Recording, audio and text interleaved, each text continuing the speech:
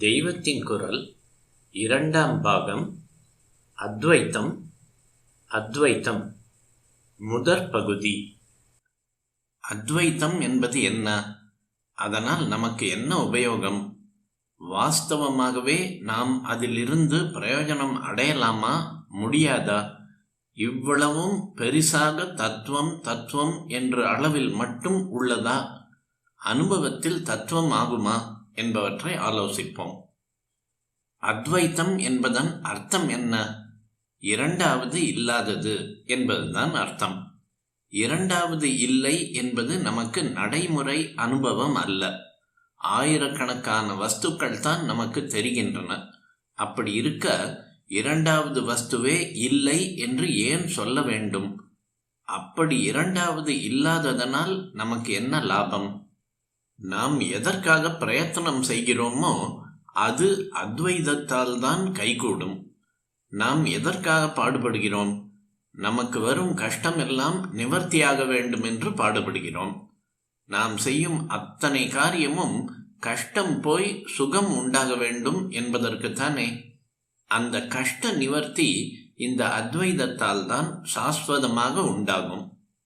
தரித்திரம், பசி, அவமானம், வியாதி, விவகாரம், மனஸ்தாபம் முதலியவைகளை நிவர்த்தி செய்வதற்காக நாம் கஷ்டப்படுகிறோம். ஆனால் எந்த ஊரிலாவது இந்த கஷ்டம் இல்லாமல் இருக்கிறதா? இல்லை. ஒரு கஷ்டம் போனால் இன்னொன்று வரத்தான் செய்கிறது. எப்போதும் சௌக்கியமாக இருப்பது என்பது நாம் செய்கிற பிரயத்தனங்களால் சாத்தியமே இல்லைதான். ஆனாலும் நாம் துக்க நிவர்த்திக்காக பிரயத்தனம் பண்ணிக்கொண்டே இருக்கிறோம். நம்முடைய லௌகிக பிரயத்தனங்களால் தற்கால சாந்தி மட்டும் உண்டாகிறது. ஒரு வியாதிக்கு மருந்து கொடுத்து அதை நிவர்த்தி செய்துவிட்டால் வேறொரு வியாதி வருகிறது. இப்படி உள்ள கஷ்டங்களை நீக்குவதற்கான நிரந்தரமான உபாயம் அத்வைத்தம்தான். அதனால் பசி, வியாதி, சாவு, அவமானம், விவகாரம், கோபம், தரித்திரம் முதலியவை என்றென்றைக்கும் வராமல் இருக்கும்படியாக பண்ணி கொண்டு விடலாம். இப்படியெல்லாம் நாம் ஏன் துக்கப்படுகிறோம்? தரித்திரம், பசி, மானம், கௌரவம் முதலிய எல்லாம் நமக்கு இருப்பதுதான் காரணம். இவை இல்லாமல் இருந்தால் நல்லது. துக்கமே தெரியாது. ஆனால் இவை இருக்கின்றனவே. சரி, இவை ஏன் வருகின்றன? இவை வரும் வழி எது என்று பார்ப்போம். நமக்கு துன்பம் தரும் பசி, வியாதி முதலானவைகள் எல்லாம் உடம்பு இருக்கும் வரைக்கும் இருக்கும். உடம்பு இருப்பதால் தான் இவை வருகின்றன. இந்த உடம்பு போய்விட்டால் மற்றொரு உடம்பு வருகிறது. அந்த உடம்புக்கும் பசி, தாகம், வியாதி முதலியவை எல்லாம் வருகின்றன. அதாவது உடம்பு இருக்கிற வரையில் கஷ்டம் உண்டு, துக்கம் உண்டு. ஆகவே உடம்பில்லாமல் பண்ணிவிட்டால் நமக்கு இந்த கஷ்டங்கள் எல்லாம் இல்லாமல் போகும். நமக்கு பல பிறவிகள் உண்டாகின்றன.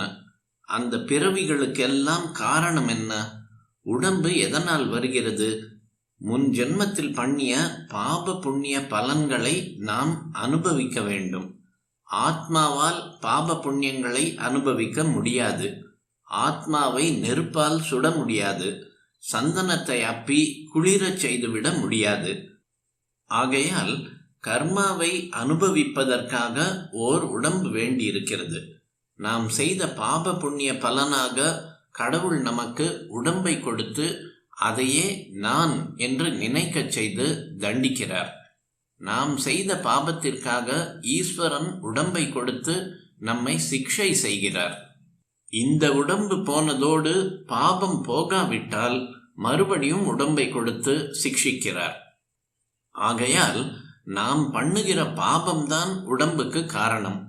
இனிமேல் பாபம் பண்ணாமல் இருந்தால் உடம்பு வராது. பாபம் பண்ணக்கூடாது என்ற நினைவு தினமும் இருக்க வேண்டும். பாப புண்ணியத்துக்கு காரணம் என்ன? அவற்றை செய்யாமல் நிறுத்த இஷ்டம் இருக்கிறது, ஆனால் முடியவில்லை. ஒரு மரத்தை தழைக்காமற் செய்ய வேண்டுமானால் கிளைகளை வெட்டினால் முடியாது. அடிமரத்தை வேரோடு வெட்ட வேண்டும். வீட்டு கூரையிலே திரும்ப திரும்ப கரையான் புற்று உண்டாகிறது என்றால் மேலெழுந்த வாரியாக அந்த கூட்டை பெயர்த்தால் போதுமா? போதாது. இன்னொரு இடத்தில் புற்று முளைக்கத்தான் செய்யும். கரையான் வைக்கும் தாய்ப்பூச்சியை பிடித்து அழித்தால்தான் புற்று எங்கும் எழும்பாமலே போகும். அதுபோல பாபத்துக்கு மூல காரணத்தை அறிந்து அதையே அழிக்க வேண்டும். பாபத்துக்கு மூலம் என்ன? கெட்ட காரியத்தினுடைய பலன்தான் பாபம். கெட்ட காரியம்தான் பாப மூலம். கெட்ட காரியம் எதனால் செய்கிறோம்? நமக்கு ஒரு வஸ்து வேண்டும் என்ற ஆசை இருக்கிறது. அதை அடைவதற்கு குறுக்கு வழிகளில் போகிறோம். அது பாபம். அதாவது பாபம் செய்ய காரணம் ஆசை. ஒரு வஸ்து அழகாக இருந்தால் ஆசை உண்டாகிறது. நல்ல பதார்த்தங்களை கண்டால் நமக்கு வேண்டும் என்று ஆசை தோன்றுகிறது. அது நல்லது என்று இச்சை உண்டாகிறது. இந்த இச்சையை பூர்த்தி பண்ண காரியங்கள் செய்கிறோம். இந்திரியங்கள் ஒன்றை அழகானதென்று அறிவதுதான் ஆசைக்கு காரணம். இத்தனை நாளி நான் சொன்னதிலிருந்து ஏற்படுவது என்னவென்றால், நாம் செய்யும் பாபத்துக்கு உடம்பு தண்டனை. பாபத்துக்கு மூலம் கெட்ட காரியம், கெட்ட காரியத்துக்கு மூலம் ஆசை. ஆகையால் நம் கஷ்டம் அனைத்துக்கும் மூல காரணமாகிய ஆசையை நிவர்த்தி பண்ணினால்தான் நிரந்தரமான துக்க நிவர்த்தி உண்டாகும். ஆசையை எப்படி நிவர்த்திப்பது? வேதத்துக்கு சிகரமாக இருக்கும் வேதாந்தம் இந்த துக்க நிவர்த்திக்கு தக்க வழியை சொல்கிறது. ஆசையும் துவேஷமும் நமக்கு அந்நியமாக, நம்மை விட வேறாக, இரண்டாவதாக இருக்கும் வஸ்துக்களிடத்தில்தான் உண்டாகின்றன. நம்மிடத்திலேயே நமக்கு ஆசையும் உண்டாவதில்லை, வெறுப்பும் உண்டாவதில்லை. ஆனபடியால் இப்போது வேறையாக உள்ள பொருள்களிடத்தில் ஆசை உண்டாவதால் அவைகளையும் நாமவே பண்ணிவிட்டால் ஆசை உண்டாகாது அல்லவா? நம்மிலும் வேறாக ஒன்று இல்லாமல் எல்லாவற்றையும் நாம பண்ணினால் ஆசை உண்டாகாது. ஆசை இல்லாவிட்டால் கெட்ட பிரயத்தனம் இல்லை. அதனால் பாபம் இல்லை. பாபம் இல்லாத பொழுது தேகம் இல்லை. அது இல்லாவிட்டால் துக்கம் இல்லை. வாழ்நாள் பூராவும் நாம் பல பிரயத்தனங்கள் பண்ணியும் சாஸ்வதமாக போக்கிக் கொள்ள முடியாத துக்கமானது இப்படி நமக்கு வேறாக இரண்டாவது வஸ்து இல்லை என்று ஆக்கிக் கொள்வதனால்தான் கைகூடுகிறது. இப்படி இரண்டு இல்லை என்பதுதான் அத்வைத்தம். இரண்டாவது ஒன்று இருந்தால் அது நம்மை விட சக்தி உள்ளதாக இருந்தால் பயம் உண்டாகிறது. அழகாக இருந்தால் ஆசை உண்டாகிறது. சித்த விகாரம் உண்டாகிறது. இரண்டாவது இல்லாவிட்டால் ஆசை இல்லை, துவேஷம் இல்லை, பயம் இல்லை. இப்படி இரண்டாவது இல்லாமல் பண்ணுவதுதான் அத்வைத்தம். இரண்டாவது இல்லையானால் பயம் நீங்குகிறது என்று உபனிஷத் சொல்கிறது. இரண்டாவதாக ஒன்றை நினைத்து விட்டாயோ பயத்துக்கு விதை போட்டு விட்டாய் என்கிறது. த்விதீயாத்வை பயம் பவதி. பிருஹதாரண்யக உபனிஷத். பிரபஞ்சத்தில் பலர் இருக்கிறார்களே, இவர்களெல்லாம் ஒன்றாக எப்படி ஆக முடியும்? இரண்டாவது இல்லாமல் எப்படி பண்ணுகிறது? வேதாந்தம் இந்த லோகத்தில் நாம் பல வஸ்துக்களாக காண்பவைகள் எல்லாம் பொய் என்கிறது. எல்லாம் ஈஸ்வர ஸ்வரூபம் என்று சொல்கிறது. நமக்கு அப்படி தோன்றவில்லையே. எல்லாம் ஈஸ்வரன் என்பது நிஜமானால் நமக்கு தோன்றுவது பொய்யாக வேண்டும். நமக்கு தோன்றுவது நிஜமானால் எல்லாம் ஈஸ்வரன் என்பது பொய்யாக இருக்க வேண்டும். நமக்கு தோன்றுவது நிஜமாக இருந்தால் நமக்கு கஷ்டம் வரக்கூடாது. ஆனால் கஷ்டம் வருகிறது. வேதாந்தத்தை அனுபவமாக்கி கொண்ட மகான்கள், ஞானிகள் தான் நம் மாதிரி திண்டாடாமல் சதாவும் ஆனந்தமாக இருக்கிறார்கள். கஷ்டமே தெரியாமல் இருக்கிறார்கள். ஆகையால் வேதாந்தம் சொல்வதுதான் நிஜம். அது உண்மையானால் எல்லாம் ஈஸ்வர ஸ்வரூபம் என்பது உறுதியாக வேண்டும். லோகமெல்லாம் மெய்யான ஒரே வஸ்து என்று அத்வைத்தம் சொல்கிறது. நமக்கு வஸ்துக்களாக தோன்றுவதெல்லாம் பொய். இந்த தோற்றங்களுக்கெல்லாம் ஆதாரமான வஸ்து ஒன்றே மெய். மெய்யான வஸ்துவை பிரம்மம் என்றும் ஆத்மா என்றும் அத்வைத்தம் சொல்லும்.